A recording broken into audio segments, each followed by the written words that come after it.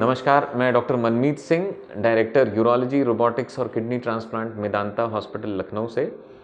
आज हम लोग बात करते हैं कि जैसे-जैसे एज बढ़ती है, प्रोस्टेट के सिम्पटम्स बढ़ जाते हैं, तो क्या अगर हमारा अल्ट्रासाउंड में बढ़ा हुआ प्रोस्टेट आता है, तो हमें ऑपरेशन की तरफ जाना चाहिए या मेडिसिन ही लेनी चाहिए? ये बहुत कॉमन सवाल होता है ओपीडी में।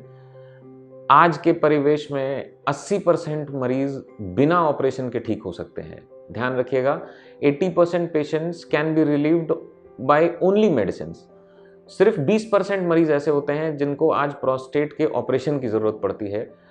5 बातें याद रखी जा सकती हैं किसमें प्रोस्टेट के ऑपरेशन की आवश्यकता पड़ती है। जैसे अगर आपका पेशाब रुक जाए और आपको नली डालनी पड़े और नली डालने के बाद फिर पेशाब रुक जाए, जिसको हम लोग फेल्ड वॉइडिंग ट्रायल बोलते हैं।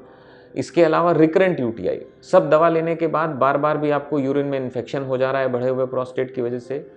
रिकरेंट हिमेचूरिया, मतलब आपको ट्रीटमेंट प्रोस्टेट का लेने के बाद भी आपको बार बार पेशाब के रास्ते ब्लड आता है। Back pressure changes affecting kidney, मतलब बढ़े हुए प्रोस्टेट की वजह से आपके किडनी में सूजन आ रही है और किडनी खराब हो रही है, आपका क्रिएटिनिन बढ़ रहा है। और इसके अलावा आखिरी इंडिकेशन ये है कि आप दवाएं ले रहे हैं बहुत दिनों से और आपको उसके बाद भी जो बॉदरसम सिम्टम्स हैं वो ठीक नहीं हो रहे। आपके पेशाब की थैली में साथ में बढ़े हुए प्रोस्टेट के साथ स्टोन्स हैं और प्रोस्टेट में डायवर्टिकुलाज हैं। यही कुछ इंडिकेशंस बचे हैं जिनमें अब प्रोस्टेट की सर्जरी करनी पड़ती है।